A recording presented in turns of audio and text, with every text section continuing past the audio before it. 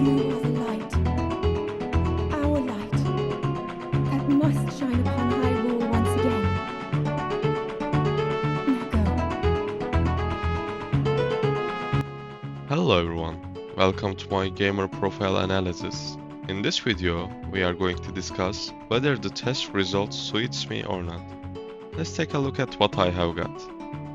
From the test, I got Architects, which means I am a solo gamer who enjoy planning, decision making and progression. Also, it says I prefer slow-paced, relaxing gameplay where I can plan and build something grand and enduring. It most suits me, but we will see. The best game we will talk about for this video is none other than the Zelda Breath of the Wild, which has its name written at the top of the best game list. Let's delve into the Zelda. Zelda is an action-adventure game that encourages the player to think outside the box. It is not suitable for players who are looking at a story-driven game. The most exciting aspect of the game is exploring new places and overcoming challenges with different perspectives. So, let's start with the mastery components which hold the highest percentage among the 6 motivations. In brief, mastery components cater to individuals who appreciate challenging gaming with strategic depth and complexity.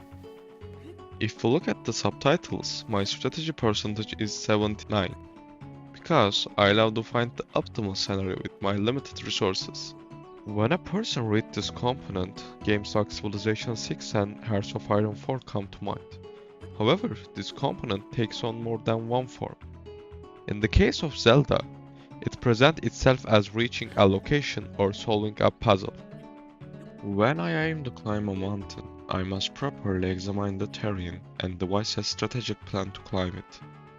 Zelda's approach to this component involves restricting a player with a parameter, such as energy, and instilling a mindset that makes me think if I made a mistake, it is my fault. The player might think, I started in the wrong location or I made unnecessary movements while climbing a mountain. Both Zelda and Souls games masterfully create this illusion. This illusion pushes the player to approach the same problem with various solutions. For example, when climbing a mountain, I tried 3 different ways to reach the summit, and only one of them proved successful. The game features puzzle areas known as shrines, each with an individual puzzle. Depending on the puzzle design, players have to choose correct ability. The puzzles in the game aren't extremely hard. I always figure out which ability to use in a shrine. However, challenging part lies in how to use this ability to solve the puzzle. Because the game pushes you to change the physics much like in the real world.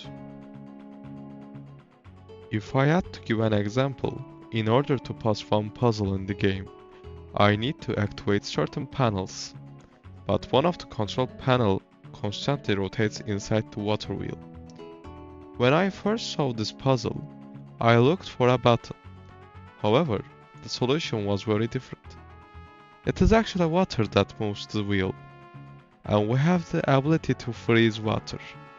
To stop the rotational force, I had to freeze the water that powered the wheel. Trying to discover it despite knowing that the solution exists brought an incredible exhaustion upon me. However, as I discovered the similar puzzles, I thought I had deciphered the game's pattern, and eventually the puzzles start to feel less challenging after a certain point, unlike the initial attempt. Since I really like mechanics like this, these components were quite hard, and we saw that the test measured this correctly. As a gamer, I always prioritize the mechanics of game over its story. Playing a game with bad mechanics feels like torture to me. Zelda luckily has good mechanics, but I can't say the same for the story. It is not a bad story, but it is not a game to be played for its narrative, especially not Breath of the Wild. First of all, the game doesn't force you into the story. It uses the story as a theme. Secondly, Most of games have quite similar and cliché stories, so usually I can't be immersed with the main story. I never skip the cutscenes, but I cannot say that I playing this game for its story. However, can we still get addicted to game even if the main story isn't interesting? Yes, we can.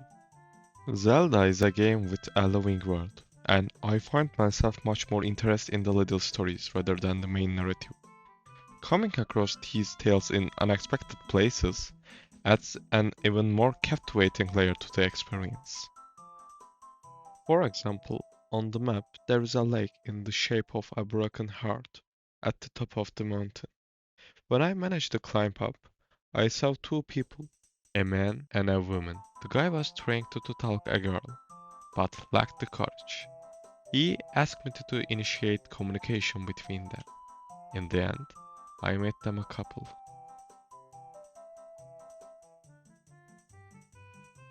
One of my favorite moments involved a shrine surrounded by a flower labyrinth. A gardener woman there wants to pass the labyrinth without touching the flowers. If you touch them constantly, she will lose her mind. Small coincidences like these both renew the player's enthusiasm and establish a connection with the game, drawing you further into the gaming experience. In fact, they create the impression of a real world. When a player identifies with elements resembling real-life scenarios, they become fully immersed in the game. The result of this for me was playing Zelda for 12 hours without any break. And if we look at my rations, we can say that what I said matches me very well.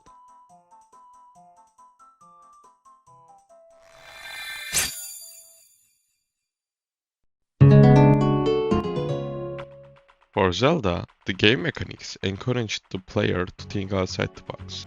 One of the simplest mechanics that achieve this could be cooking.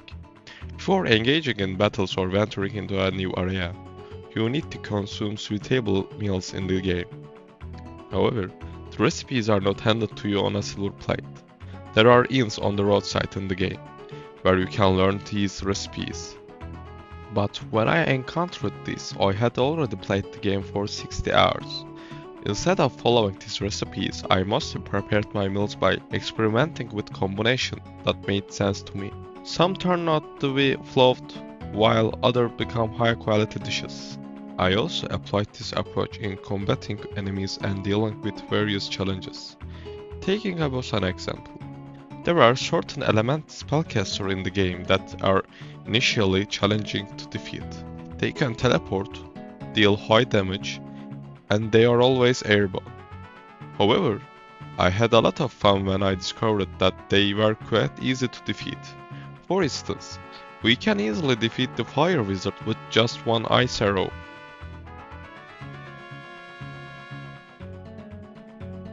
These illusions are also present when exploring different regions of the game.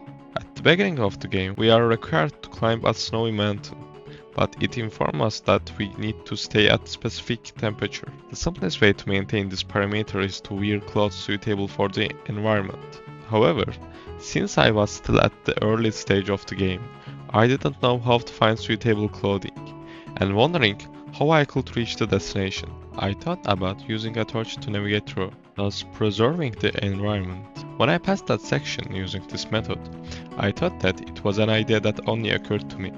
The game had presented this illusion to me, and I was inclined to believe in it. As a player, games are experience for me. I want to connect with the game, to see everything the designers have added to it. However, doing this only for an achievement, in my opinion, is an insult to creators. Changing the entire gameplay just for an achievement makes the enjoyment of the game more like a horse race, which is like focused on the outcome rather than the experience. The pleasure of achievements becomes enjoyable when it is earned through a random event. That's it for now. I hope it has been an enjoyable and information video. Thanks to everyone who watched the video. I wish you all a wonderful day.